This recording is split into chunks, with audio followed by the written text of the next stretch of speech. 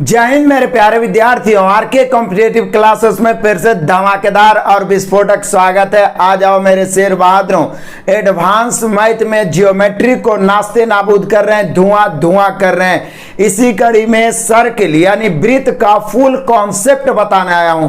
आज के बाद वृत्त का कैसा भी क्वेश्चन हो आपसे छूटने वाला नहीं है। बस वीडियो को आप शुरू से अंत तक बारीकी से नोट्स बनाते हुए पढ़िएगा, देखिएगा, मजा आएगा, आनंद आएगा। और इसके बाद जैसे हम लोग का स्टार्टिंग से ही ट्रायंगल हो या तो क्वाड्रिलेटरल हो, लाइन एंड आपका जैसे कि बिंदु और रेखा संबंधित प्रश्न आपको बताए हैं, एंगल संबंधित प्रश्न बताए हैं, सभी का प्रैक्टिस भी मैंने आपको करवाया। तो यहाँ भी हम लोग प्रैक्टिस करेंगे वृत्त संबंधित प्रश्नों का। लेकिन उससे पहले हम लोग देखते हैं ताबड़तोड़ फुल कॉन्सेप्ट। इसका पीडीएफ आपको टेलीग्राम पर दिया जा चुका है, टेलीग्राम पर दिया जा चुका है मेरे बहादुरों, जिसका लिंक डिस्क्रिप्शन में यूट्यूब चैनल पे के भी डिस्क्रिप्शन में दिया हुआ है, या टेलीग्राम पे सर्च बॉक्स में लिखे आरके कॉम्पिटिटिव क्लासेस एप्लीकेशन पे भी नीचे में दिया हुआ है।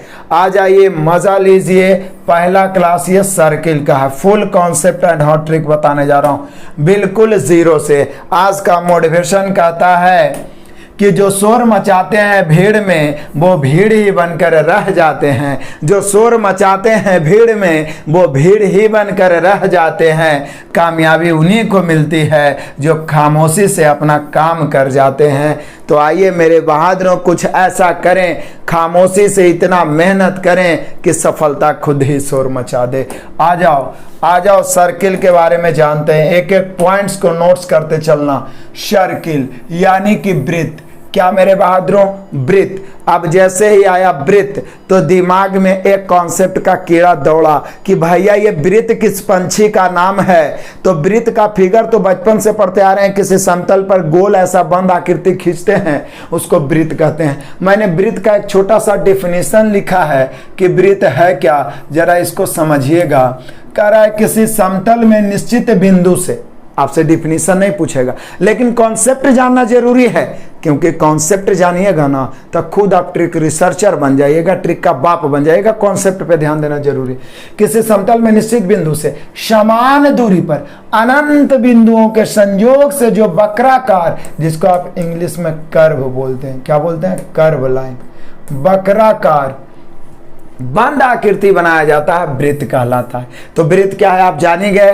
क्या बोल रहा है? किसी समतल में निश्चित बिंदु से समान दूरी पर अनंत बिंदुओं के संयोग से वक्राकार बंद आकृति जो बनता है वो वृत्त कहलाता है। वक्राकार यानी कर्व लाइन के द्वारा बंद आकृति जो बनता है वो वृत्त कहलाता है। फिर से पढ़िए, किसी समतल में निश्चित बिंदु से समान दूरी पर अनंत बिंदुओं के संयोग से जो वक्राकार बंद आकृति बनता है वृत्त कहलाता है, वृत्त कहलाता है। मैं पहले ही लिख दिया हूं ताकि आपको कम समय में ज्यादा और बेस्ट कंटेंट दे सकूं। अब यहां से वृत्त का पूरा परिचय जानते हैं। ये तो हमने वृत्त का डिफिनीशन लिखा, आप चाहिएगा तो स्क्रीनशॉट भी लेते चलिएगा और लिखते भी चलिएगा। बस मैं इतना बार बताऊंगा कि माइंड में सेट हो जाएगा। तो अब आ जाइए इंपॉर्टेंट पॉइंट्स यहां से देखते हैं वृत्त के बारे में। वृत्त देख लीजिए, यहां पर एक निश्चित बिंदु है जिसको हम लोग केंद्र कहते हैं। यहां से समान दूरी पर ये अनंत बिंदुओं के संयोग से बना हुआ है। ये जो इस प्रकार से करके असंख्य बिंदुओं को क्या कर दिया गया है? मिला दिया गया है। असंख्य बिंदुओं को संयोग से ये जो बना हुआ पार्ट से ये वक्राकार बंद आकृति है, इसी को वृत्त कहते हैं। और ये निश्चित बिंदु को हम लोग केंद्र कहते हैं। निश्चित बिंदु से वक्राकार रेखा की दूरी को, कर्व लाइन की दूरी को त्रिज्या कहते हैं। ये हम सब बचपन में जान रहे हैं, ये बचपन का प्यार है बहादुर, और बचपन का प्यार कभी भूल मत जाना रे। तो यहाँ पे देख लीजिए त्रिज्या, त्रिज्या मेरे बहादुरों, त्रिज्या। तो अब इसे क्या कहते हैं? तो परिधि को मिलाने वाली रेखा को क्या कहते हैं? जीवा। त्रिज्या के दुगना हो जाएगा तो वो व्यास, यहाँ पे मैंने लिख भी दिया है। और ये जो वक्राकार बंद आकृति के पूरा रेखा की लंबाई होगा ये कहलाएगा परिधि। यही हुआ वृत्त। ये नया क्या चीज है? तो इसी को मैंने लैंग्वेज में लिख दिया है ताकि आप बेटर ढंग से समझ सके। अभी तक मैं आपको केवल वृत्त समझा रहा हूं, बाकी पूरा कॉन्सेप्ट सटीक ट्रिक हम लोग ना हवा बनाते हैं और ढेर सारा पढ़ने के चक्कर में लगे रहते हैं। आप शुरू से अंत तक देख लीजिए, इससे बाहर शायद ही कोई क्वेश्चन आ जाए। पहला पॉइंट, निश्चित बिंदु। मतलब जब हम निश्चित बिंदु से समान दूरी पर असंख्य बिंदुओं द्वारा वक्राकार आकृति बंद आकृति बनाते हैं तो वृत्त कहलाता है, और वह निश्चित बिंदु जो होता है वृत्त का केंद्र कहलाता है, जिसको ओ द्वारा सूचित करते हैं। निश्चित बिंदु वृत्त का केंद्र कहलाता है, जो इसे ओ द्वारा सूचित करते हैं। आगे, निश्चित बिंदु से वक्राकार रेखा की दूरी को त्रिज्या कहते हैं। उस निश्चित दूरी को त्रिज्या कहते हैं, जिसे आर द्वारा सूचित किया जाता है। किसके द्वारा? आर द्वारा। ये त्रिज्या हो गया। वक्राकार रेखा की कुल माप जो होता है वो परिधि कहलाता है। ये वक्राकार रेखा की कुल माप, ये परिधि, परिसीमा, परिमिति और परिधि बराबर होता है 2 पाई आर। ये सब बचपन में पढ़ते आ रहे हैं। 2 पाई आर, 2 पाई आर। क्लियर है? वृत्त का डिटेल। आगे बढ़िए। वृत्त के परिधि को मिलाने वाली रेखा को जीवा कहते हैं। ये देखिए यहाँ पर ए बी, यानी ए बी क्या हो गया? जीवा हो गया। वृत्त के परिधि को मतलब इस तरफ से उस तरफ मिलाने वाली रेखा को क्या कहते हैं? जीवा।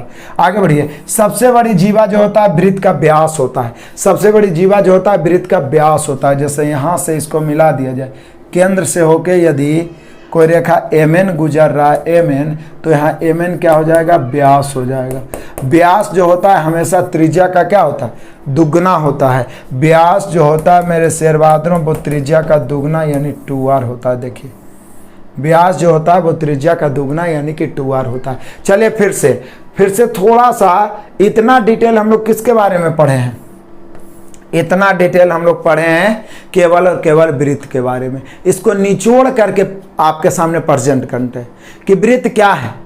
तो वृत्त एक निश्चित बिंदु से समान दूरी पर असंख्य बिंदुओं द्वारा बनाया गया वक्राकार यानी कर्व बंद आकृति वृत्त कहलाता है, और वह निश्चित बिंदु वृत्त का केंद्र कहलाता है। निश्चित बिंदु से वक्राकार रेखा के बीच की दूरी को त्रिज्या कहते हैं, और पूरे वक्राकार रेखा की लंबाई को क्या कहते हैं? परिधि कहते हैं। और मेरे बहादुरों, परिधि को मिलाने वाली रेखा को जीवा कहते हैं, और सबसे बड़ी जीवा जो होता है व्यास होता है। कुछ इंपॉर्टेंट फार्मूला है, इसको हम लोग थोड़ा देखते हैं, उसके बाद चलेंगे मेन पॉइंट।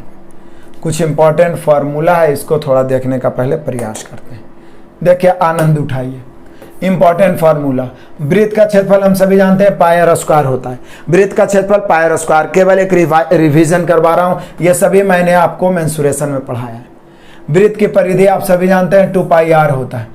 अर्धवृत्त का क्षेत्रफल हाफ पाई आर स्क्वायर होता है, क्योंकि वृत्त पाई आर स्क्वायर होता है तो अर्धवृत्त हाफ पाई आर स्क्वायर।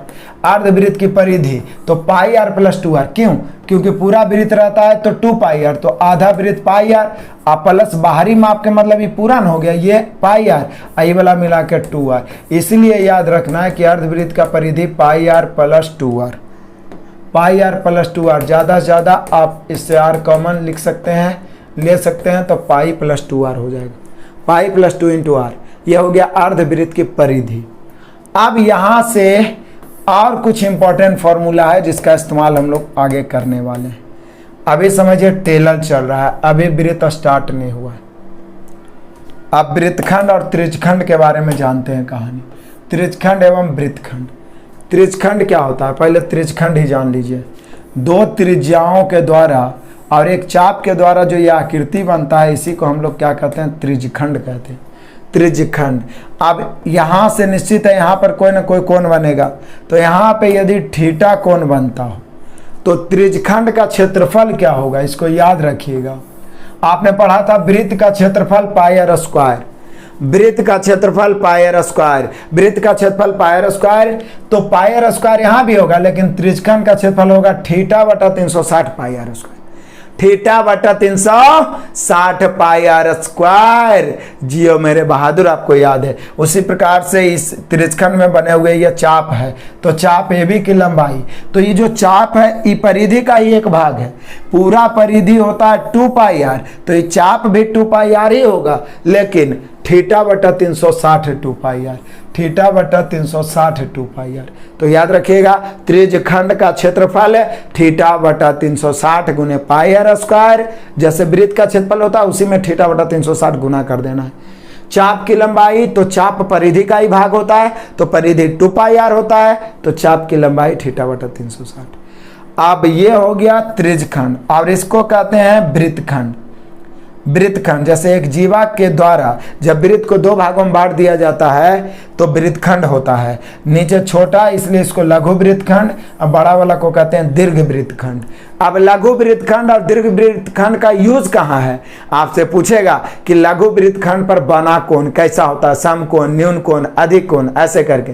उसी प्रकार से दीर्घ वृत्तखंड पर बना कोण कैसा होता है, तो ये मैं विशेषता आगे बताने वाला हूं।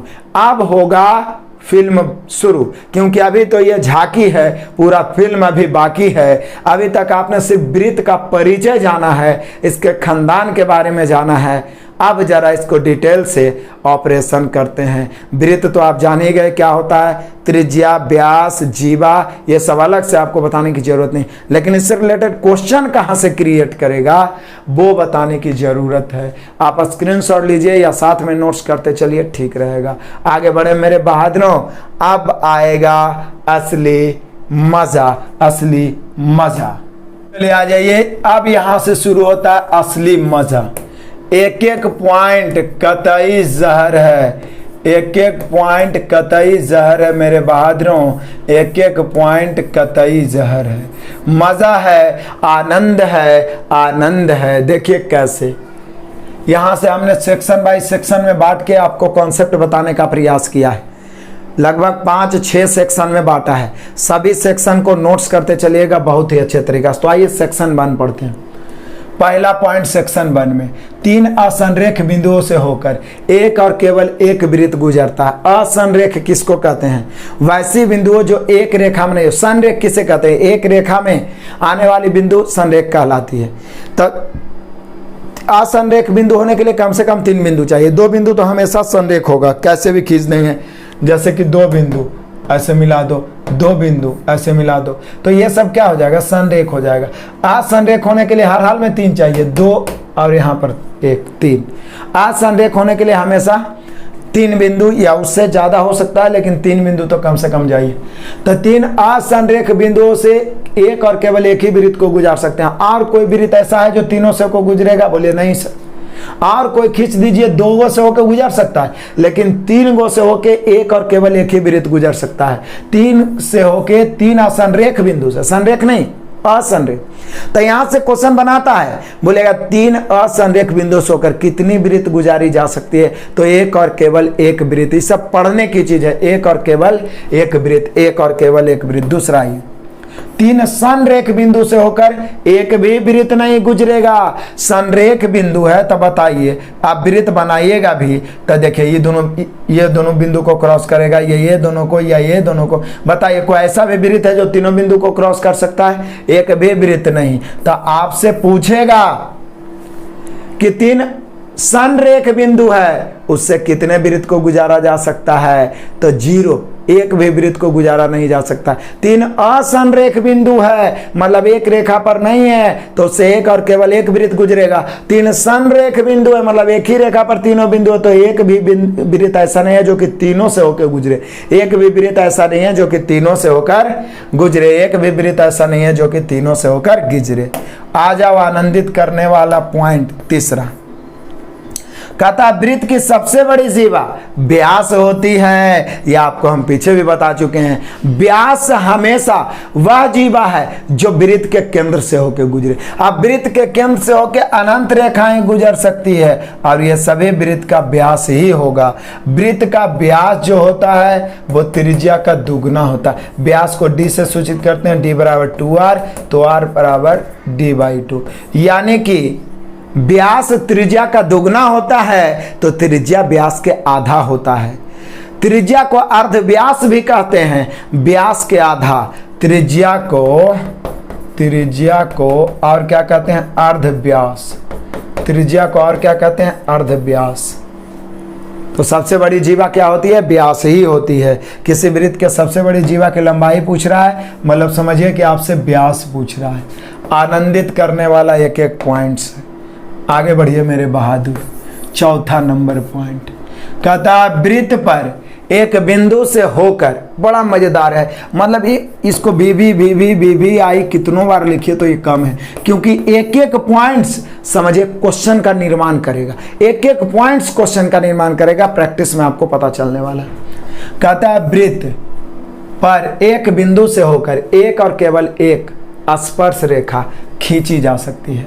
वृत्त पर एक बिंदु से होकर एक और केवल एक स्पर्श, किसी भी वृत्त पर एक बिंदु से होकर केवल एक ही स्पर्श रेखा खींची जा सकती है। जैसे देखिए यहाँ पर बिंदु P है, इससे एक ही रेखा आप खींच सकते हैं। फिर यहाँ पर मान लीजिए कि बिंदु M है, तो इससे एक स्पर्श रेखा खींच सकते हैं। यहाँ पर बिंदु N है, तो इससे एक स्पर्श रेखा खींच सकते हैं। यहाँ पर बिंदु O है, तो इससे एक स्पर्श रेखा खींचे जा सकते हैं।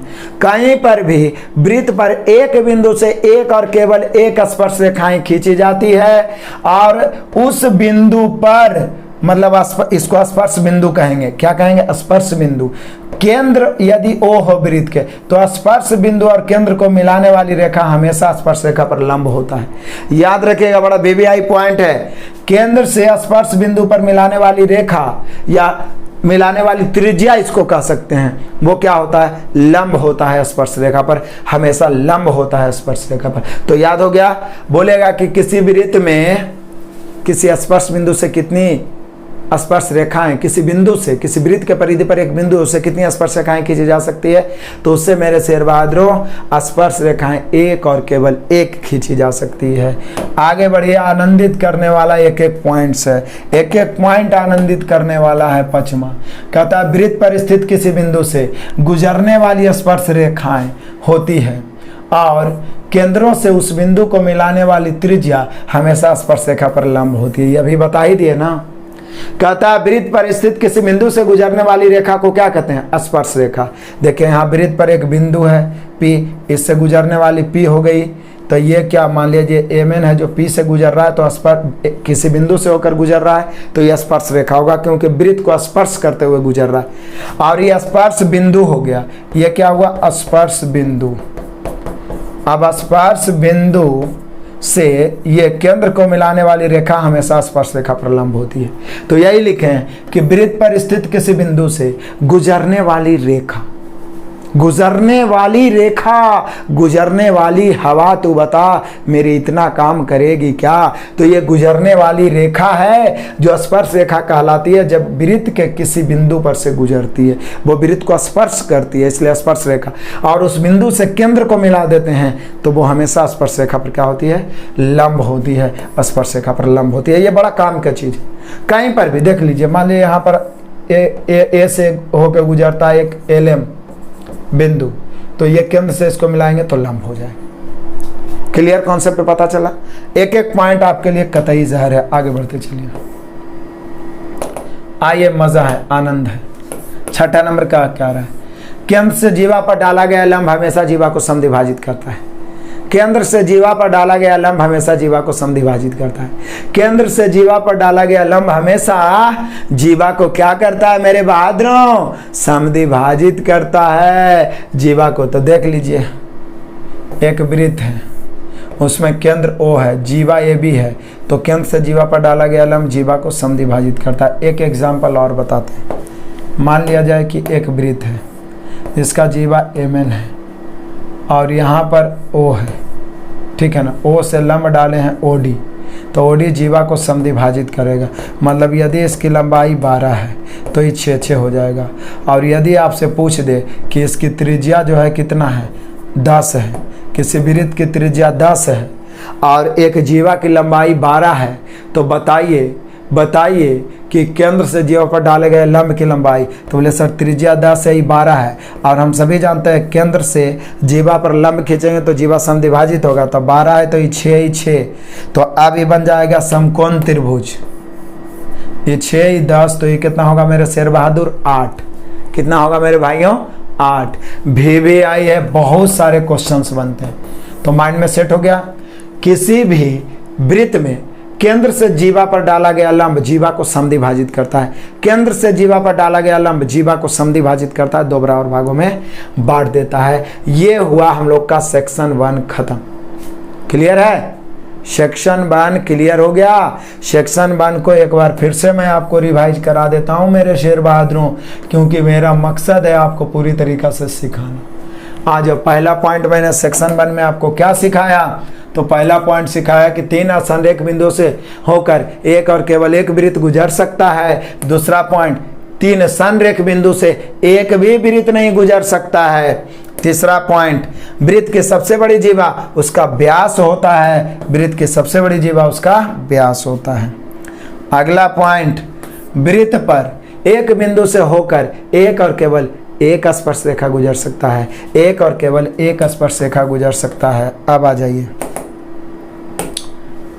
वृत्त पर स्थित किसी बिंदु से गुजरने वाली रेखा को स्पर्श रेखा कहते हैं और केंद्र से उस बिंदु को मिलाने वाली त्रिज्या हमेशा स्पर्श रेखा पर लंब होती है। स्पर्श रेखा पर लंब होती है। स्पर्श रेखा पर लंब होती है। आ जाओ फटाक से एक छोटा सा और रिवीजन कर लेते हैं। क्या कि केंद्र से जीवा पर डाला गया लंब, ये बड़ा ही सबसे धमाकेदार सुपरस्टार यही हुआ कि किसी भी वृत्त में केंद्र से जीवा पर डाला गया लंब जीवा को समद्विभाजित करता है। जीवा को क्या करता है मेरे शेर बहादुरों? तो समद्विभाजित करता है। क्या करता है मेरे लाडलों? तो समद्विभाजित करता है। Section 1 clear. आगे आएंगे, मजे से आगे बढ़ते हैं सेक्शन 2 की ओर। सेक्शन आपको नोट्स बनाते हुए चलना है, मजा आएगा, आनंद आएगा। तो बढ़ते हैं आगे नेक्स्ट। चलिए आ जाइए, मजा है, आनंद है, सेक्शन 2 पहुंच गए। बहुत ही आनंदित करने वाला ये सेक्शन है। इंपॉर्टेंट पॉइंट सेक्शन 2 का पहला पॉइंट VVI। पहला पॉइंट में कहता है कि किसी वृत्त में समान लंबाई के जीवा केंद्र से समान दूरी पर होता है। मतलब किसी भी वृत्त में पहले आप समझ जाओ, मान लिया जाए मैं एक वृत्त बना रहा हूं, ये क्या होता है? जीवा। ये यहां पर केंद्र है। जैसे जैसे हम केंद्र की ओर बढ़ेंगे जीवा की लंबाई बढ़ेगा और केंद्र पर जाएंगे तो जीवा की लंबाई सबसे बड़ा हो जाएगा, जिसको व्यास कहते हैं। किसी वृत्त का सबसे बड़ी जीवा व्यास होता है। उसके बाद में हम बढ़ते जाएंगे। जैसे जैसे केंद्र से दूर होते जाएंगे जीवा की लंबाई घटते चला जाएगा। केंद्र के नज़दीक होंगे जीवा की लंबाई बढ़ेगा। केंद्र से होकर गुजरने वाली जीवा सबसे बड़ी होती है और वही वृत्त का व्यास होता है। लेकिन यदि समान जीवा है तो केंद्र से समान दूरी पर रहेगा। देखिए ये ए भी एक जीवा है, केंद्र O है, तो O से इसका हम सभी जानते हैं कि केंद्र से यदि हम जीवा पर लंब डालते हैं तो जीवा को समद्विभाजित कर देता है। केंद्र से जीवा पर जीवा को समद्विभाजित करता है। तो यहाँ पर AB और CD 2 जीवा है और यदि दोनों जीवा आपस में बराबर हो, AB और CD दोनों आपस में बराबर हो, तो केंद्र से ही जीवा की दूरी, जैसे क्या आप कह सकते हैं ON और OM, ये दोनों भी आपस में कुछ होगा, बराबर होगा। यानी यहाँ पे मैंने लिख दिया है कि यदि AB बराबर CD, यानी जीवा AB और जीवा CD आपस में बराबर हो तो केंद्र से उसके बीच की दूरी जो है OM और ON भी आपस में बराबर होगा। OM और ON भी आपस में बराबर होगा। तो माइंड में सेट हो गया। किसी भी वृत्त के 2 जीवा आपस में बराबर हो या कईयों को जीवा आपस में बराबर हो तो केंद्र से उसकी दूरी भी आपस में बराबर होगी। केंद्र से उसकी दूरी भी आपस में बराबर होगी। केंद्र से उसकी दूरी भी आपस में बराबर होगी। ये आवाज़ गूंजता नहीं है, मैं बार बार बोलता हूँ ताकि आपके माइंड में पत्थर के लकीर के जैसा छप जाए। आ जाइए सेक्शन 2 का दूसरा पॉइंट। क्या कह रहा है सेक्शन 2 के दूसरा पॉइंट में? समान जीवा केंद्र पर समान कोण बनाते हैं। समान जीवा केंद्र पर समान कोण बनाते हैं। मतलब समान लंबाई के जीवा, किसी भी वृत्त में 2 जीवा ऐसा है जिसकी लंबाई समान है और केंद्र पर एक तरफ का कोण 60 डिग्री दे ले तो दूसरा भी 60 डिग्री होगा। यहाँ देखिए, जैसे यहाँ देख लीजिए आप, एक जीवा AB है। एक जीवा क्या है मेरे बहादुरों? AB एक जीवा है, CD एक जीवा है। अब AB जीवा जो है केंद्र पर मान लिया जाए कोण AOB थीटा कोण बनाती है और CD जीवा केंद्र पर COD अल्फा कोण बनाती है। तो अल्फा बराबर थीटा होगा कब? जब दोनों जीवा AB और CD आपस में क्या हो? बराबर हो। तो यही तो लिखे हैं कि समान जीवा मतलब 2 जब बराबर जीवा हो तो केंद्र पर बराबर कोण बनेगा। बराबर कोण यानी कि यदि AB बराबर CD, यानी जीवा AB बराबर जीवा CD, तो कोण AOB मतलब कोण थीटा और बराबर कोण COD, यानी कि थीटा बराबर अल्फा या अल्फा बराबर थीटा। मेन तो यही चीज हुआ कि समान जीवा की लंबाई समान है तो केंद्र पर बना कोण भी आपस में समान ही होगा। क्लियर हुआ? आगे बढ़ते हैं मेरे शेर बहादुर। तीसरा नंबर पॉइंट बड़ा ही आनंददायी है। किसी वृत्त में समान लंबाई के चाप के संगत जीवाएं भी आपस में बराबर होती है। किसी भी वृत्त में समान लंबाई के चाप के संगत जीवाएं भी आपस में बराबर। जब चाप बराबर है तो उसका जीवा भी बराबर होगा। जैसे देखिए, इसको यहाँ से यहाँ मिलाएंगे ना तो इसको पढ़ेंगे चाप ए बी। आप देखिए, पढ़िए, मजे से पढ़िए। इसको जब यहाँ से यहाँ हम मिलाएंगे तो इसको पढ़ेंगे चाप ए बी। क्या पढ़ेंगे मेरे शेर बहादुर? इसको हम पढ़ेंगे चाप ए बी, लेकिन इसको पढ़ेंगे जीवा ए बी। इसको पढ़ेंगे चाप सी डी, इसको पढ़ेंगे जीवा सी डी। तो जब चाप ए बी और चाप सी डी आपस में बराबर हो तो चाप ए बी का संगत जीवा जीवा ए बी हो गया, चाप सी डी का संगत जीवा जीवा सी डी हो गया। तो जब ए बी और सी डी का चाप आपस में बराबर हो तो जीवा भी आपस में बराबर होगा, जीवा की लंबाई भी आपस में क्या होगा? बराबर होगा। इसलिए मैंने लिखा कि संगत चाप की संगत जीवाएं, मतलब चाप की संगत जीवाएं आपस में क्या होती है? बराबर होती है। आ जाओ मेरे बहादुरों आगे, चौथा नंबर पॉइंट देखते हैं सेक्शन 2 का। बड़ा ही आनंदित करने वाला पॉइंट है, VVI पॉइंट है, बहुत यूज होगा क्वेश्चंस में।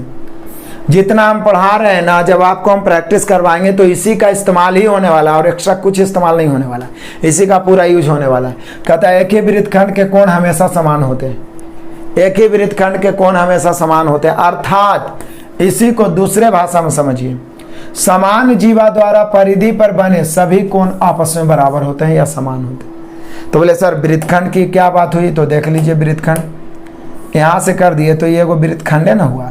तो क्या बोल रहा है कि एक ही वृत्तखंड के कोण हमेशा समान होता था। एक ही वृत्तखंड के ये वाला कोण ई वृत्तखंड के द्वारा ये वाला कोण ई वृत्तखंड के द्वारा ये वाला कोण आपस में क्या होगा? बराबर। या तो फिर आपस में आप सोच सकते हैं इसको, अर्थात ए और बी एक जीवा है, तो एक ही जीवा द्वारा किसी वृत्त के परिधि पर बनाए गए सभी कोण आपस में बराबर होते हैं। चाहे तो यहाँ पर भी एक कोण बना दिया जाए, ये सब आपस में बराबर होगा। मान लिया जाए कोई वृत्त ऐसे करके दे दिया और इसमें एक जीवा दिया हुआ आपका सी डी, और इस प्रकार से दो गो यहाँ पर एंगल बन रहा है।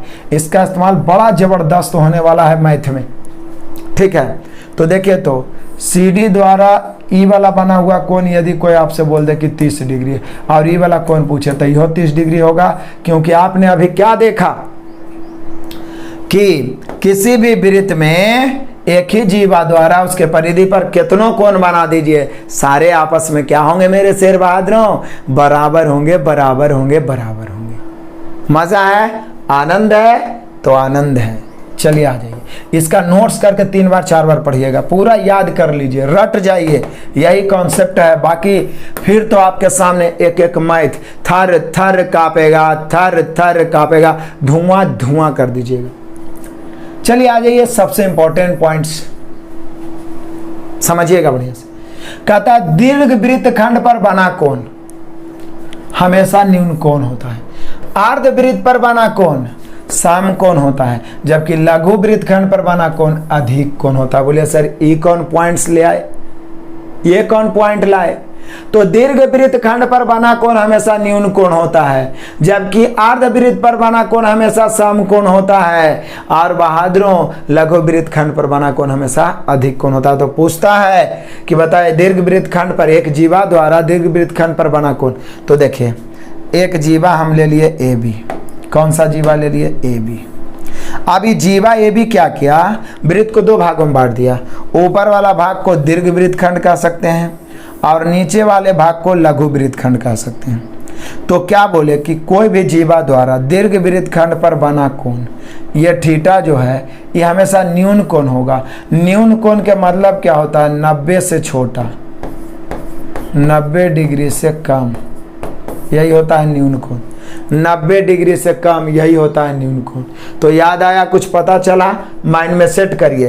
किसी भी जीव जब भी दीर्घ वृत्तखंड या लघु वृत्तखंड में कौन बांटेगा? एक जीवा ही बांटेगा। तो दीर्घ वृत्तखंड पर बना कोण हमेशा न्यून कोण होगा, दीर्घ वृत्तखंड पर बना कोण हमेशा न्यून कोण होगा, और ये सबसे VVI है। अर्धवृत्त मतलब यहां से एक जीवा खींच दिए, मतलब व्यास खींच दिए। तो अर्धवृत्त पर बना कोण हमेशा समकोण 90 डिग्री होता है। कहीं पर भी बना दीजिए, इधर भी आप बना दीजिए 90 डिग्री होगा, कहीं पर भी इधर भी आप बना दीजिए 90 डिग्री होगा, कहीं पर भी इधर भी आप बना दीजिए 90 डिग्री ही होगा। समझ रहे हैं? मतलब आप कह सकते हैं कि व्यास द्वारा किसी वृत्त के परिधि पर हमेशा समकोण बनता है। कभी कभी क्वेश्चन डायरेक्ट पूछता है कि अर्धवृत्त का कोण क्या होता है, न्यून कोण, समकोण, अधिक कोण, तो हम लोग का होगा समकोण। समझ रहे हैं? अर्धवृत्त का कोण क्या होता है, समकोण। अर्धवृत्त पर बना कोण क्या होता है, समकोण। या किसी वृत्त के व्यास द्वारा उसके परिधि पर हमेशा समकोण बनता है। किसी वृत्त के व्यास द्वारा उसके परिधि पर हमेशा समकोण बनता है। किसी वृत्त के व्यास द्वारा उसके परिधि पर हमेशा समकोण बनता है। एक एक पॉइंट का इस्तेमाल होगा बहादुरों।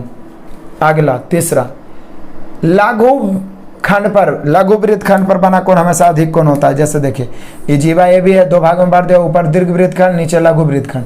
तो लघु वृत्त खंड पर ई वाला जो थीटा कोण बनेगा ये अधिक कोण होगा। अधिक कोण मतलब 90 डिग्री से अधिक। अधिक कोण मतलब 90 डिग्री से अधिक। तो यहाँ पर तीनों पॉइंट क्लियर हुआ। पहला पॉइंट, दीर्घ वृत्त खंड पर बना कोण हमेशा न्यून कोण होता है बहादुरों, और अर्ध वृत्त पर बना कोण हमेशा समकोण या किसी वृत्त के व्यास द्वारा उसके परिधि पर समकोण बनता है। और लघु वृत्त खंड पर बना कोण हमेशा होता है अधिक कोण, अधिक कोण, अधिक कोण। आनंद आया, मजा आया? एक बार फिर से 1 मिनट के अंदर रिवीजन कर लेते हैं इसके सभी पॉइंट्स को। देख लो, सेक्शन 2 के सभी पॉइंट्स को रिवाइज करते हैं। क्या बोल रहा है? वृत्त में समान लंबाई के जीवा केंद्र से समान दूरी पर होते हैं। मतलब 2 गो जीवा है, यदि इसकी लंबाई समान है तो केंद्र से इसकी दूरी भी समान होगा। यानी यदि ए बी जीवा सी डी के बराबर है तो केंद्र से दूरी OM और ON भी आपस में बराबर होगा। क्लियर है बहादुरों? आगे बढ़िए। समान जीवा केंद्र पर समान कोण बनाता है। मतलब ए बी और सी डी सेम है तो इसके द्वारा बना कोण थीटा और अल्फा भी सेम ही होगा। आगे बढ़ते हैं। पॉइंट्स नंबर तीसरा, बड़ा ही आनंदित करने वाला बिंदु है। किसी वृत्त में समान लंबाई के चाप की संगत जीवाएं, समान लंबाई के चाप की संगत जीवाएं भी हमेशा क्या होती है, समान होती है। देख लीजिए ए बी और सी डी 2 जीवाएं हैं। अब इसके चाप की लंबाई ए बी और सी डी है, तो ए बी चाप और सी डी आपस में बराबर, तो इसका जीवा भी आपस में क्या होगा, बराबर होगा। मतलब क्या बोल रहा है, समान लंबाई के चाप के संगत जीवाएं भी आपस में बराबर होती है। चलो आ जाओ मेरे बहादुरों, पॉइंट्स नंबर आगे। पॉइंट्स नंबर 4, एक ही वृत्त खंड के कोण हमेशा समान होते हैं। या आप कह सकते हैं मेरे शेर बहादुरों कि यदि किसी जीवा द्वारा किसी वृत्त पर या वृत्त के परिधि पर बनाया गया कोण हमेशा आपस में क्या होता है, बराबर होता है, बराबर होता है। और मेरे शेर बहादुर यहाँ पर हम लोग का 5वां नंबर में कह रहा है कि दीर्घ वृत्त खंड पर बना कोण न्यून कोण। समझिएगा, दीर्घ वृत्त खंड पर, एक जीवा द्वारा दीर्घ वृत्त खंड पर बना कोण न्यून कोण, अर्ध वृत्त द्वारा बना कोण समकोण, और मेरे शेर बहादुरों ये हो जाता है हम लोग का क्या, अधिक कोण। लघु वृत्त खंड पर बना कोण अधिक कोण। क्लियर हुआ? सेक्शन 3। आगे बढ़ते हैं मेरे शेर बहादुरों, नेक्स्ट बढ़ जाते हैं, मजा आएगा, आनंद आएगा। चलिए आ जाइए, देखते हैं सेक्शन 3। बड़ा ही मजेदार है, एक एक पॉइंट इंपॉर्टेंट है इधर वाला, और एक एक पॉइंट में ही क्वेश्चन पूरी तरीका से छिपा हुआ है। आइए देखिए सेक्शन 3, बड़ा ही आनंददायी, आनंदित करने वाला टाइप। डायरेक्ट इससे क्वेश्चन बनता है। देखिए कैसे कह रहा है कि वृत्त की 2 जीवा ए बी और सी डी एक दूसरे को अंतः अथवा बाह प्रतिच्छेद करे। पहले इस पॉइंट को समझिए, अंतः 2 जीवा। देखिएगा पहला फिगर को देखिए, ये देखिए एक जीवा है ए बी और एक जीवा है सी डी। यदि वृत्त के अंदर एक दूसरे को काटे तो समझिए अंतः प्रतिच्छेद कर रहा है। और दूसरा देखिए, ये भी जीवा ए बी है, ध्यान दीजिएगा, जीवा ए बी और जीवा सी डी एक दूसरे को बाह प्रतिच्छेद कर रहा है। मतलब बाहर एक दूसरे को जब बाहर तक हम बढ़ाए हैं तो कहीं पे जाके मिल गया, इसको बोलते हैं बाह प्रतिच्छेद। बड़ा बढ़िया समझिएगा कि वृत्त की 2 जीवा ए बी और सी डी एक दूसरे को अंतः अथवा बाह प्रतिच्छेद करे तो क्या कयामत आ जाएगी। बड़ा ही खतरनाक फॉर्मूला बनने वाला और इससे डायरेक्ट क्वेश्चन पूछ देता है। वो क्या होगा, जब, फिर से मैं बोलता हूं, बार बार एक ही लाइन को क्यों चिल्ला चिल्ला के बोलता हूं कि यदि कॉन्सेप्ट क्लियर है तो आप खुद ट्रिक रिसर्चर, ट्रिक का बाप बन सकते हैं और ये सब मैथ आपके सामने थर थर कांपेगा। इस गलतफहमी में आप रहिए ही मत कि मैथ और खास करके जियोमेट्री बहुत हार्ड है। कोई भी टॉपिक बड़ा इंटरेस्टिंग हो जाता है यदि हम बढ़िया तरीके से उसको जान जाते हैं तो वही बात मैं फिर से पढ़ता हूं, वृत्त की दो जीवा ए बी और सी डी या कुछ भी उसका नाम रहे, फलना ढिमका कुछ भी, दो जीवा एक दूसरे को अंतः प्रतिच्छेद या बा प्रतिच्छेद करे तो होगा क्या। तो देखिए, जिस बिंदु पर प्रतिच्छेद करता है उसके साथ ए गुना बी बराबर सी गुना डी। देखिएगा, ए गुना बी बराबर सी गुना डी, ए गुना बी बराबर सी गुना डी। अब इसमें करेगा क्या, क्वेश्चन में 3 को दे देगा, 1 को गायब रहेगा, ए बी और सी दिया हो रहेगा, डी बराबर व्हाट। तो आपको पता है कि जब किसी वृत्त की दो जीवाएं एक दूसरे को प्रतिच्छेद करती है, अंतः करे या बा करे, तो क्या हो जाएगा, प्रतिच्छेद बिंदु के साथ मल्टीप्लाई फॉर्मूला लग जाएगा। अब प्रतिच्छेद बिंदु ई रहे चाहे पी रहे चाहे एन रहे, लेकिन मेन इस फिगर को माइंड में इमेज के रूप में सेट करने का प्रयास करना है। ए गुना बी बराबर सी गुना डी। अब यही चीज यहां भी लागू होता है, देख लीजिए, यहां पर अंतः प्रतिच्छेद कर रहा था, यहां पर बाह प्रतिच्छेद कर रहा है। देखिए, ए बी एक जीवा, इसको बढ़ा दिए, सी डी एक जीवा, इसको बढ़ा दिए, ई पर प्रतिच्छेद कर रहा है, तो यहां भी वही चीज लागू होगा, वही फॉर्मूला होगा, ए और गुना बी और सी गुना डी। देखिए, ए गुना बी बराबर सी गुना डी, ए गुना बी बराबर सी गुना डी। लेकिन यहां पर ए बदल गया, देखिए बाह प्रतिच्छेद कर रहा है, तो यहां से यहां डिस्टेंस हो गया ए, मतलब कटान बिंदु के साथ, मिलान बिंदु के साथ संबंध होना चाहिए। क्लियर है, आगे बढ़ते चलते हैं मेरे बहादुर। इस पर क्वेश्चन आएगा तो बनेगा, और बहुत सारा क्वेश्चन आने वाला है जिसमें हम लोग प्रैक्टिस करने वाले हैं। जैसे हर टॉपिक का 50 क्वेश्चन का प्रैक्टिस किए हैं, इसका भी करेंगे, और फिर मिला के 200 प्रश्नों का ताबड़तोड़ तांडव क्लास चलेगा। तो आ जाइए, चलिए आगे बढ़ते हैं। स्पर्श रेखा पर आधारित, बड़ा ही मजेदार है, बड़ा ही कमाल का कॉन्सेप्ट है। अभी तक हम लोगों ने जीवा के बारे में पढ़ा, अब पढ़ेंगे स्पर्श रेखा पर आधारित। इसको सुपर स्टार पॉइंट दे देता हूं, सुपर स्टार, क्या दे देता हूं, सुपर स्टार। बड़ा ही मजे का है। देखिए, कह रहा है कि 2 सकेंद्रीय वृत्त से होकर गुजरने वाली उभयनिष्ठ स्पर्श रेखाओं की संख्या, समझिएगा, 2 सकेंद्रीय वृत्त, सकेंद्रीय वृत्त किसको कहते हैं, वैसे 2 वृत्त जिसका एक ही केंद्र हो। अब यहां से ये समझिए ना कि डायरेक्ट क्वेश्चन है। यहां पे कह रहा है कि 2 सकेंद्रीय वृत्त, जैसे कि ये एक वृत्त हो गया, अब इसी में एक वृत्त और बना हुआ है, मैं यहां पे बनाता हूं, ध्यान दीजिएगा, यहां पे एक वृत्त हो गया, एक वृत्त और बना देता हूं, यह सकेंद्रीय वृत्त हो गया, जो दोनों का वृत्त एक ही है। अब बताइए कि 2 सकेंद्रीय वृत्त है, मतलब ऐसा वृत्त जिसका केंद्र एक ही है, इससे गुजरने वाली उभयनिष्ठ स्पर्श रेखा, उभयनिष्ठ मतलब कॉमन होता है, मतलब एक ही रेखा जो दोनों को स्पर्श करे, कॉमन। उभयनिष्ठ मतलब कॉमन, मतलब एक ही रेखा जो दोनों को स्पर्श करे। क्या सकेंद्रीय वृत्त में कोई ऐसा एक रेखा हो सकता है जो दोनों को स्पर्श करे? कभी नहीं। एक भी रेखा ऐसा नहीं होगा जो दोनों को स्पर्श करे। ये सिर्फ बाहर वाला को स्पर्श करेगा, ये सिर्फ अंदर वाला को स्पर्श करेगा। जो बाहर वाला को स्पर्श करेगा वो अंदर वाला को स्पर्श कर ही नहीं सकता, और जो अंदर वाला को स्पर्श करेगा वो बाहर वाला को प्रतिच्छेद करेगा, स्पर्श नहीं करेगा। तो दोनों को स्पर्श करेगा तो उसको कहेंगे उभयनिष्ठ स्पर्श रेखा। तो यहाँ से आपसे समझिए डायरेक्ट क्वेश्चन ही बना हुआ है कि 2 सकेंद्रीय वृत्त से होकर गुजरने वाली उभयनिष्ठ स्पर्श रेखाओं की संख्या 0 होती है, 0 होती है, यानी एक भी ऐसा स्पर्श रेखा नहीं होता है जो सकेंद्रीय वृत्त के दोनों को टच करे। मतलब उभयनिष्ठ स्पर्श रेखा की संख्या यदि सकेंद्रीय वृत्त में पूछा जाए तो 0। आ जाओ अगला पॉइंट। जब 2 वृत्त एक दूसरे को अंतः स्पर्श करे तो उभयनिष्ठ स्पर्श रेखाओं की संख्या 1 होती है।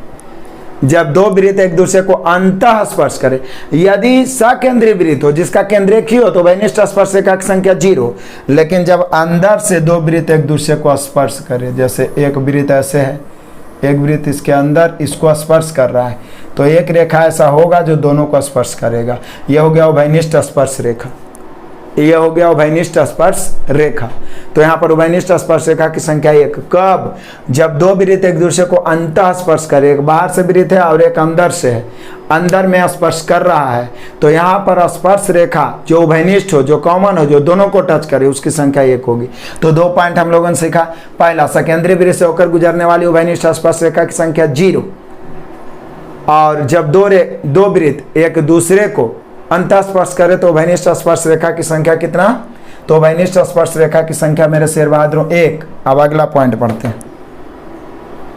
मजे से पढ़िए। कहता है कि दो वृत्त एक दूसरे को प्रतिच्छेद करे, एक दूसरे को प्रतिच्छेद करे मतलब एक दूसरे को काटे, तो उभयनिष्ठ स्पर्श रेखाओं की संख्या 2 होती है। वो कैसे, जरा ध्यान दे के देखिएगा। दो वृत्त एक दूसरे को प्रतिच्छेद करे, मान लीजिए ये दोनों वृत्त है जो एक दूसरे को प्रतिच्छेद करना मतलब एक दूसरे को काटना। देखिए एक दूसरे को प्रतिच्छेद कर रहा है, तो एक उभयनिष्ठ स्पर्श रेखा ये हो सकता है जो ऊपर से टच करते हुए दोनों को निकल गया। एक उभयनिष्ठ स्पर्श रेखा ये वाला है, नीचे वाला, जो नीचे से दोनों को स्पर्श करते हुए निकल गया। तो यहाँ पर उभयनिष्ठ स्पर्श रेखा की संख्या कितनी हो जाएगी? 2। यानी जब दो वृत्त एक दूसरे को प्रतिच्छेद करे, क्या करें? प्रतिच्छेद करे, तो उभयनिष्ठ स्पर्श रेखाओं की संख्या कितनी होगी? 2। 3 पॉइंट पढ़े। पहला, दो वृत्त का एक ही केंद्र हो, सकेंद्रीय वृत्त हो, तो उभयनिष्ठ स्पर्श रेखा की संख्या 0। दो वृत्त जब एक दूसरे को अंदर से स्पर्श करे तो उभयनिष्ठ स्पर्श रेखा की संख्या 1। दो वृत्त एक दूसरे को काटे, प्रतिच्छेद करे, तो उभयनिष्ठ स्पर्श रेखा की संख्या 2। अभी और चढ़िए मजे से, अगला पॉइंट कहता है जब दो वृत्त एक दूसरे को बाह्य स्पर्श करे, मतलब बाहर से स्पर्श करे, एक वृत्त इस प्रकार से हो गया, एक वृत्त इस प्रकार से हो गया। जब बाहर से स्पर्श करे तो उभयनिष्ठ स्पर्श रेखा की संख्या 3 होगा। क्यों? एगो तो यहीं पर से गुजर जाएगा जो दोनों को स्पर्श कर रहा है, एक ये वाला हो जाएगा जो ऊपर से स्पर्श करते हुए निकल रहा है, एक ये वाला हो जाएगा जो नीचे से स्पर्श करते हुए निकल रहा है। तो यहाँ पे उभयनिष्ठ स्पर्श रेखाओं की संख्या कितनी हो जाएगी? 3। उभयनिष्ठ स्पर्श रेखाओं की संख्या कितनी हो जाएगी? 3। उभयनिष्ठ स्पर्श रेखाओं की संख्या कितनी हो जाएगी? 3। मज़ा ही मज़ा है, आनंद ही आनंद है, आनंद ही आनंद है। क्लियर हो गया? फिर से मैं सभी पॉइंट को क्यों दोहरा रहा हूँ? ताकि आपके माइंड में सेट हो। जब दो वृत्त सकेंद्रीय हो तो उभयनिष्ठ स्पर्श रेखा की संख्या, साथ में बोलिएगा, 0। जब दो वृत्त एक दूसरे को अंतः स्पर्श करे तो उभयनिष्ठ स्पर्श रेखा की संख्या 1। जब दो वृत्त एक दूसरे को प्रतिच्छेद करे तो उभयनिष्ठ स्पर्श रेखा की संख्या 2। जब दो वृत्त एक दूसरे को बाहर से स्पर्श करे तो उभयनिष्ठ स्पर्श रेखा की संख्या 3। और जब आगे पढ़िए इसका मजेदार और लास्ट पॉइंट कहता है दो अलग अलग वृत्तों से होकर गुजरने वाली उभयनिष्ठ स्पर्श रेखा की संख्या 4। जैसे एक वृत्त यहाँ है, एक वृत्त यहाँ है। अब यहाँ पर उभयनिष्ठ स्पर्श रेखा 4 गो हो जाएगा। एक ऊपर से स्पर्श करते हुए भागेगा, एक नीचे से स्पर्श करते हुए भागेगा, एक तिरछा स्पर्श करते हुए भागेगा, 2 रेखा इस प्रकार से। तो यहाँ पर उभयनिष्ठ स्पर्श रेखा की संख्या कितनी हो गई? 4। कब? जब दो वृत्त एक दूसरे को टच नहीं करता, वो अलग अलग हो। चलो फिर से हम इसको एक बार रिवाइज कराते हैं इस सेक्शन को, यानी सेक्शन 3 को। बड़ा इंटरेस्टिंग सेक्शन है। पहले तो हम लोग क्या पढ़े कि वृत्त की 2 जीवा ए बी और सी डी एक दूसरे को अंतः अथवा बाह्य विभाजित करेगा तो होगा ए ई गुना बी बराबर सी गुना डी। इस इमेज को माइंड में सेट करना है और इससे इंपॉर्टेंट है हम लोग का स्पर्श रेखा पर आधारित ये चारों पॉइंट। पहला पॉइंट क्या है? तो पहला पॉइंट ही कह रहा है कि दो सकेंद्रीय वृत्त से होकर गुजरने वाली उभयनिष्ठ यानी कॉमन स्पर्श रेखा की संख्या क्या होगी? तो 0 होगी। अगला है जब दो वृत्त एक दूसरे को अंतः स्पर्श करे तो उभयनिष्ठ स्पर्श रेखा की संख्या 1 होगी। अगला है जब दो वृत्त एक दूसरे को प्रतिच्छेद करे तो उभयनिष्ठ स्पर्श रेखा की संख्या 2 होगी। आगे अगला पॉइंट है कि जब दो वृत्त एक दूसरे को बाहर से स्पर्श करे तो उभयनिष्ठ स्पर्श रेखा की संख्या 1, 2, 3 होगी। और इसका इस सेक्शन का लास्ट और इम्पोर्टेंट पॉइंट है क्या कि जब दो अलग अलग वृत्तों से होकर मतलब दो वृत्त जब अलग अलग हो तो ऐसी स्थिति में उभयनिष्ठ स्पर्श रेखा की संख्या 1, 2 और ऊपर से 1 नीचे से 1 यानी 3 और 1 4। क्लियर है? बड़े चलो बहादुरों, रौंदते हुए ये हम लोग का होगा 3 सेक्शन। अब हम लोग बढ़ते हैं सेक्शन 4 में। मज़ा लेते हैं, आनंद उठाते हैं। आगे देख लीजिए, मज़ा ही मज़ा है सेक्शन 4 में। देखिए एक एक पॉइंट्स कतई जहर है। आप नोट्स बना लेते हैं तो मज़ा आ जाएगा। आप किसी को पढ़ा दीजिएगा। आ जाइए पहला नंबर कहता है जब किसी वृत्त के एक स्पर्श रेखा और एक प्रतिच्छेदी रेखा, सबसे ज़्यादा क्वेश्चन इससे बनाया था जियोमेट्री से ग्रुप डी और एनटीपीसी में पिछले साल। सबसे ज़्यादा प्रश्न इसी से आया था पिछले वर्ष। पिछले एनटीपीसी में भी आया था और ग्रुप डी में भी। आप जैसा कि 3200 और 2700 का सॉल्यूशन देखे होंगे तो आप देखे होंगे इस प्रकार के प्रश्नों का एक स्पेशल वीडियो भी हम 10 प्रश्न का बताए हैं। तो बड़ा ही मजेदार है। जब किसी वृत्त के एक स्पर्श रेखा और एक प्रतिच्छेदी रेखा एक ही बिंदु पर मिले, जब किसी वृत्त के एक स्पर्श रेखा और एक प्रतिच्छेदी रेखा एक ही बिंदु पर मिले। यहाँ देखिए एक वृत्त है जिसका एक जीवा ए बी है, ए बी को बढ़ा दिया जाए तो इस रेखा को आप वृत्त का प्रतिच्छेदी रेखा भी कर रहे हैं जो वृत्त को काटते हुए आगे बढ़ रहा है, और यह स्पर्श रेखा है। जब किसी वृत्त का एक प्रतिच्छेदी रेखा और एक स्पर्श रेखा एक ही बिंदु पर मिले, जब किसी वृत्त के एक प्रतिच्छेदी रेखा और एक स्पर्श रेखा एक ही बिंदु पर मिले, जब किसी वृत्त के एक प्रतिच्छेदी रेखा और एक स्पर्श रेखा एक ही बिंदु पर मिले, तो ऐसी स्थिति में स्पर्श रेखा की लंबाई का स्क्वायर, तो स्पर्श रेखा डी बोलिए या ईडी बोलिए, तो डी का स्क्वायर बराबर होता है एडी गुना बीडी। डी का स्क्वायर बराबर होता है एडी गुना बीडी, एडी गुना बीडी। इस इमेज को माइंड में सेट करने का प्रयास करिए, बहुत ज़्यादा क्वेश्चंस पूछे जाते हैं। फिर से मैं दोहराता हूँ इसको।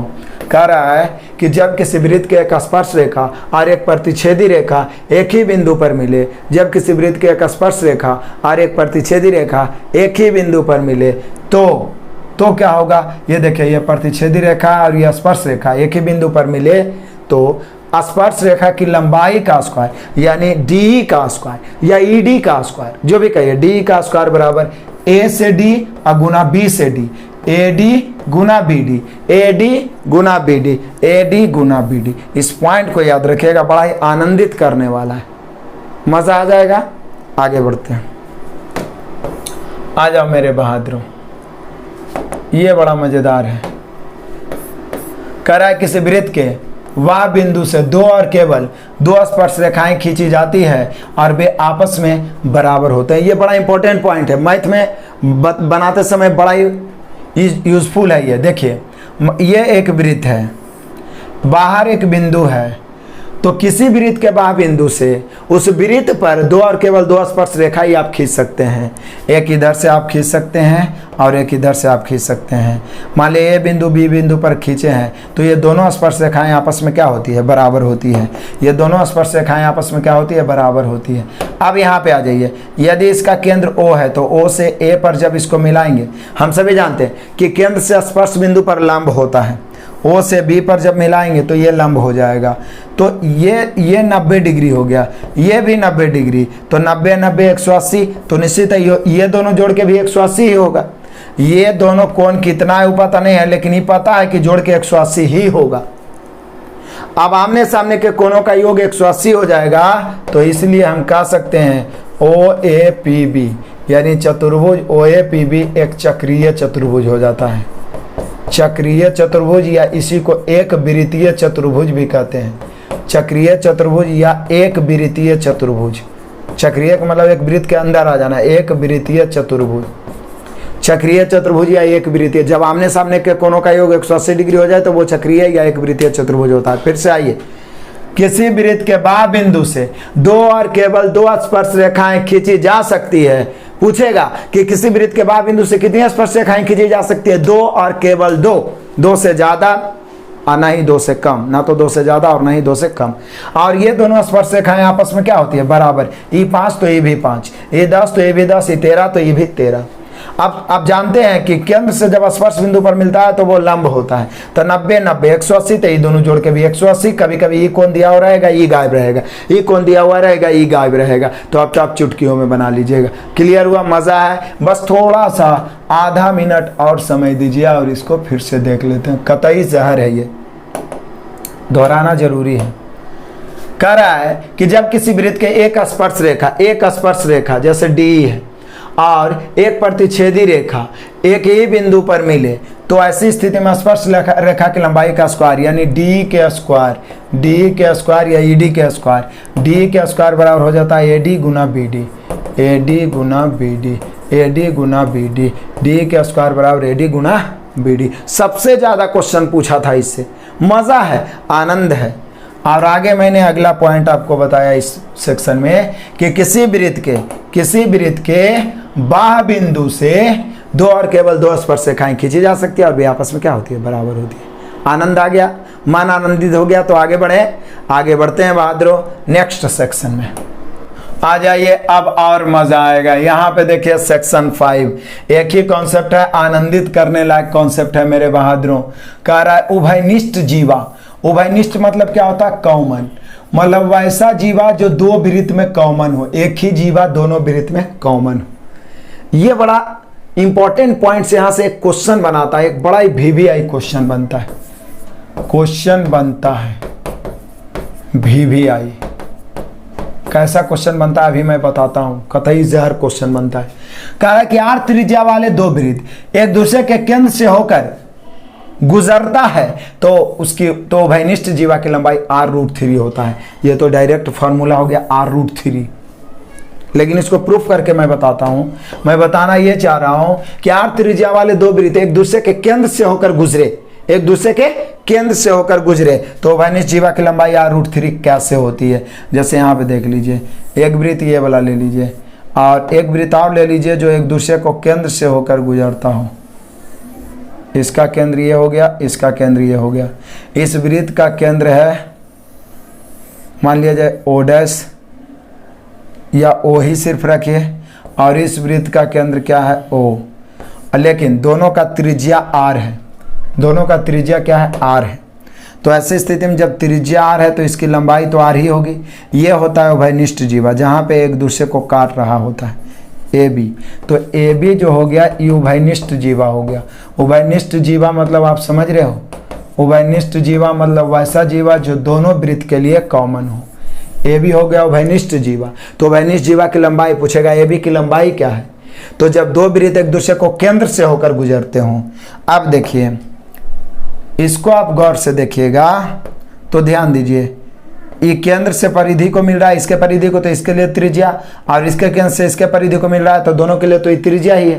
तो R त्रिज्या वाले दो वृत्त, मतलब इस वृत्त का त्रिज्या क्या आपने लिया है, R, या 10, 5, 6 कुछ भी ले, इसका हम त्रिज्या R ले लिए हैं। अब जैसे इसका त्रिज्या R लिए, देखिए बड़ा ही आनंद आ जाएगा। तो ये जीवा जब चूंकि दोनों बराबर ही है तो ये R/2 हो जाएगा और ये R/2 हो जाएगा। अब ये केंद्र है, यहां से यहां पर मिलाएंगे तो ये भी तो R होगा, इसमें नो डाउट, क्योंकि त्रिज्या तो सभी जगह बराबर। यहां से इसको मिलाएंगे तो ये भी R होगा। अब हमें चाहिए ये AB, तो मान लिया जाए कि यहां पे इस बिंदु को हम काट रहे हैं। किस बिंदु पर काट रहे हैं पता नहीं है, मान लिया जाए कि MN बिंदु पर काट रहे हैं, ठीक है। यहाँ पर M बिंदु है, M बिंदु, तो पहले AM निकाल लेते हैं। बोलिए ये कैसे निकलेगा सर, तो आप इसको देख पा रहे हैं, यह है आधार और यह है कर्ण, तो क्या ये लंब निकलेगा, बोले यस सर निकलेगा। AM तो AM बराबर हो जाएगा √अंडर कर्ण स्क्वायर माइनस आधार स्क्वायर, कर्ण स्क्वायर हो गया R स्क्वायर माइनस आधार R/2, तो R स्क्वायर बटा 2 के स्क्वायर 4। ऊपर देखिए यहाँ LCM 1, तो 4 स्क्वायर में से R स्क्वायर गया, 3R स्क्वायर बटा 4। इसको जब हम रूट से निकालेंगे तो R स्क्वायर, R तो बाहर निकल जाएगा, बच जाएगा ऊपर में √3 अब बटा 2। समझ रहे हैं आप, R√3 बटा 2, क्योंकि 4 बाहर निकले तो 2 ही बचेगा। तो ये हो गया क्या, AN की लंबाई। लेकिन हमें क्या चाहिए, उभयनिष्ठ जीवा। उभयनिष्ठ जीवा मतलब AB की लंबाई। तो AB बराबर हो जाएगा AM या AN जो भी आप लिए हों, AM या AN जो भी आप लिए हों, ठीक है, AM ही लीजिए, कोई दिक्कत नहीं। तो AM और BM ये पूरा हो जाएगा, यानी हम कह सकते हैं AB बराबर 2 गुना AM हो जाएगा। तो 2 गुना R√3 अब बटा 2 कट गया, यानी R√3। इसलिए मैंने स्टार्टिंग में मैंने ये इसलिए बता दिया कि आपको याद नहीं रहेगा तो आप बना लीजिएगा। मान लिया जाए कि दे दिया है इसका त्रिज्या 5 दे दिया है, या त्रिज्या 6 दे दिया है, 7 दे दिया, 8 दे दिया, 9 दे दिया है, उभयनिष्ठ जीवा की लंबाई पूछे। यदि याद है कि जब दो वृत्त एक दूसरे के केंद्र से होकर गुजरे तो उभयनिष्ठ जीवा की लंबाई होता है r√3। जैसे 6 सेंटीमीटर त्रिज्या वाले दो वृत्त एक दूसरे केंद्र से गुजरे तो उभयनिष्ठ जीवा की लंबाई 6√3 हो जाएगा। त्रिज्या 5 रहेगा तो 5√3 हो जाएगा। त्रिज्या 8 रहेगा तो 8√3 हो जाएगा। नहीं याद रहेगा तो मान रख के हम लोग ऐसे, ये क्या है, कर्ण हो जाएगा, ये इसका आधार हो जाएगा तो लंब निकाल लेंगे, लंब को दुगना कर देंगे, उभयनिष्ठ जीवा की लंबाई निकल जाएगी। तो याद रहेगा, बड़ा इंपॉर्टेंट सुपरस्टार है। सुपरस्टार है क्या कि r त्रिज्या वाले दो वृत्त एक दूसरे के केंद्र से होकर गुजरता है तो उभयनिष्ठ जीवा की लंबाई r√3 होती है। r त्रिज्या वाले दो वृत्त एक दूसरे के केंद्र से होकर गुजरती है तो उभयनिष्ठ जीवा की लंबाई r√3 होती है। ये याद रहेगा, कुछ नहीं भी याद रहेगा, लेकिन जब हम लोग प्रैक्टिस कर लेंगे ना तो हमेशा के लिए माइंड में फिट हो जाएगा। क्लियर है मेरे बहादुरों? ये हम लोग का हो गया सेक्शन 5। अब आगे बढ़ते हैं तूफान के तरह, और बड़ा ही मज़ेदार और लाजवाब सबसे इंपॉर्टेंट टाइप की ओर। बड़ा ही मज़ेदार है, ये आ जाइए सेक्शन 6, जहाँ पे मैं आपको बताने वाला हूँ अनुस्पर्श रेखा और अनुप्रस्थ रेखा। अनुस्पर्श रेखा और अनुप्रस्थ रेखा सेक्शन 6। आइए, अनुस्पर्श रेखा और अनुप्रस्थ रेखा। अनुस्पर्श किसको कहते हैं? तो जो सीधा रेखा रहेगा अनुप्रस्थ, जो तिरछा रहे, जो सीधा रहेगा अनुस्पर्श, जो तिरछा रहेगा अनुप्रस्थ। तो पहले तो अनुस्पर्श रेखा ही देखते हैं।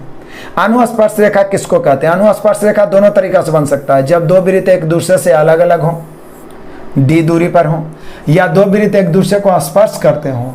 दोनों स्थिति में जब ऊपर से गुजरने वाला जो उभयनिष्ठ स्पर्श रेखा होता है, इसी को अनुस्पर्श रेखा कहते हैं। ऊपर से गुजरने वाला उभयनिष्ठ स्पर्श रेखा होता है, इसी को अनुस्पर्श रेखा कहते हैं। दो वृत्त अलग अलग हो या बाह्य रूप से स्पर्श करे, जो ऊपर से गुजरने वाली रेखा होगी, इसको कहेंगे अनुस्पर्श रेखा। और अनुस्पर्श रेखा की लंबाई क्या होगी? तो देखिए, दोनों के केंद्रों के बीच की दूरी d दिया हुआ। अब d के जाए 10, 12, 15 कुछ भी हो, पहला की त्रिज्या r1 और दूसरा की त्रिज्या r2 हो, तो ऐसी स्थिति में अनुस्पर्श रेखा की लंबाई, देखिए मैंने यहाँ लिखने का भी प्रयास किया है ताकि आप इजी वे में समझ पाओ। देखो, यदि r1 तथा r2 त्रिज्या वाले दो वृत्त के केंद्रों के बीच की दूरी d हो तो उभयनिष्ठ स्पर्श रेखा की लंबाई यानी mn की लंबाई होगा √d²। d मतलब उनके बीच की दूरी के square minus r1 minus r2 के होल स्क्वायर, यानी कि त्रिज्याओं के अंतर के होल स्क्वायर। कब? जब अनुस्पर्श रेखा हो, दोनों में अंतर होगा, अनुस्पर्श और अनुप्रस्थ में। माइंड में सेट करने का प्रयास करिए, ये भी वैसे ही बनेगा। mn बराबर d²। मान लीजिए इसकी त्रिज्या कैपिटल R है, इसकी त्रिज्या स्मॉल r है, ये अनुस्पर्श रेखा हो गया। तो यहाँ पर mn बराबर हो जाएगा d², यानी दोनों के बीच की दूरी यदि d हो गया तो d² minus r minus r के स्क्वायर, यानी त्रिज्याओं के अंतर के होल स्क्वायर। अब यहाँ पे जब दोनों को स्पर्श करेगा तो अलग से केंद्रों के बीच की दूरी दिया हुआ नहीं भी है तो आपको पता चल जाएगा कि केंद्रों के बीच की दूरी क्या होगी, क्योंकि जब दो वृत्त एक दूसरे को स्पर्श करता है, जब दो वृत्त एक दूसरे को स्पर्श करता है तो त्रिज्याओं का योगफल ही केंद्रों के बीच की दूरी होता है। त्रिज्याओं का योगफल ही केंद्रों के बीच की दूरी होता है। इसलिए ऐसी स्थिति में मैंने लिख दिया है कि r प्लस r के whole square minus r minus r के whole square, r plus r के whole square minus r minus r के होल स्क्वायर। फिर से मेनली रूप से तो आपको यही फॉर्मूला याद रखना है कि जब दो वृत्त एक दूसरे से अलग हो या स्पर्श करे, ऊपर वाला सीधी रेखा अनुस्पर्श रेखा कहलाती है और अनुस्पर्श रेखा की लंबाई होती है √d² minus r1 minus r2 के whole square, r1 minus r2 के होल स्क्वायर। ये ध्यान रखना है। क्लियर है मेरे शेर बहादुरों? तो ये हुआ अनुस्पर्श रेखा। आ जाइए मजे से अगला, दूसरा नंबर आनंदित करने वाला है। दूसरा नंबर कहता है कि अनुस्पर्श रेखा, अनुप्रस्थ रेखा। उथा स्पर्श, ये था अनुप्रस्थ। अब अनुस्पर्श तो आपने देख लिया, अनुप्रस्थ के लिए हर हाल में दोनों वृत्त को अलग ही होना पड़ेगा, क्योंकि जो तिरछी खींची हुई रेखा होती है यही अनुप्रस्थ होती है। कहता है कि किसी दो अलग अलग वृत्त, देखिए हम स्पेशल लिख रहे हैं, वृत्त से गुजरने वाली तिरछी उभयनिष्ठ स्पर्श रेखा को अनुप्रस्थ रेखा कहते हैं। दो अलग अलग वृत्त से गुजरने वाली तिरछी उभयनिष्ठ स्पर्श रेखा को अनुप्रस्थ रेखा कहते हैं, अनुप्रस्थ रेखा कहलाती है। तो आ जाओ मेरे बहादुरों, अनुप्रस्थ रेखा बराबर, अनुप्रस्थ रेखा क्या होता है? mn बराबर, तो ये होता है d² minus r1 plus r2 के होल स्क्वायर। d², यहाँ देख लीजिए ये हो गया बीच की दूरी D square minus R1 plus R2 का होल स्क्वायर, ये अनुप्रस्थ रेखा। तो बोले सर दोनों में अंतर क्या होगा? तो अभी तो आप देखें कि अनुस्पर्श रेखा क्या हुआ, D square minus R1 minus R2 के होल स्क्वायर, मतलब वहां त्रिज्याओं का अंतर है, और यहाँ D square minus R1 plus R2 के होल स्क्वायर, दोनों में डी स्क्वायर के बाद माइनस ही है, डी स्क्वायर के बाद माइनस ही है। वहां पर त्रिज्याओं के अंतर के होल स्क्वायर, यहाँ पर त्रिज्याओं के योगफल के होल स्क्वायर, वहां पर त्रिज्याओं के अंतर के होल स्क्वायर, यहाँ पर त्रिज्याओं के योगफल के होल स्क्वायर बनेगा, मजे से बनेगा। इस पर आधारित सभी क्वेश्चन आपसे बनेगा, एक भी क्वेश्चन नहीं छूटेगा। एक बार फिर से दोहरा लेते हैं मेरे शेर बहादुरों। अनुस्पर्श रेखा एवं अनुप्रस्थ रेखा, तो अनुस्पर्श रेखा बनने के लिए विरुद्ध एक दूसरे को टच कर भी सकता है, नहीं भी कर सकता है। ये सीधी वाली उभयनिष्ठ स्पर्श रेखा होती है, इसे अनुस्पर्श रेखा कहते हैं। दोनों केंद्रों के बीच की दूरी d हो और त्रिज्या R1 R2 हो, तो उभयनिष्ठ अनुस्पर्श रेखा की जो लंबाई होती है वो D square minus R1 minus R2 के होल स्क्वायर। क्लियर है? ये हो गया अनुस्पर्श रेखा की लंबाई। अनुप्रस्थ रेखा क्या होती है? तो कहता है जब दो वृत्त अलग अलग हो तो तिरछी उभयनिष्ठ स्पर्श रेखा जो होती है उसे अनुप्रस्थ रेखा कहते हैं। अनुप्रस्थ और अनुप्रस्थ रेखा की लंबाई जो होता है वो होता है D square minus R1 plus R2 के होल स्क्वायर, यही होता है अनुप्रस्थ रेखा। मजा आ गया? आनंद उठा लिए। वृत्त में जितना पढ़ा दिए हैं इससे 99.99 प्रश्न ध्वस्त हो जाएंगे और एक्स्ट्रा ज़्यादा पढ़ने की जरूरत नहीं है। अब बचा इस पर प्रैक्टिस, जो हम लोग 2 या 1 क्लास में इसका ताबड़तोड़ प्रैक्टिस करेंगे। और ज्योमेट्री में एक बचा है बहुभुज, पॉलीगन, जिसका भी कॉन्सेप्ट आपको जल्द ही मिलने वाला है। तो पूरा नोट्स आप बना लिए होंगे और 2-3 बार इसको रिपीट कर करके पढ़ें। एक कॉपी में बनाए फिर दूसरा कॉपी में सब करने का प्रयास करें, ये बहाना हो जाएगा आपके माइंड में सेट करने का। अंत तक बने रहने के लिए धन्यवाद। Best of luck, God bless you, जय हिंद।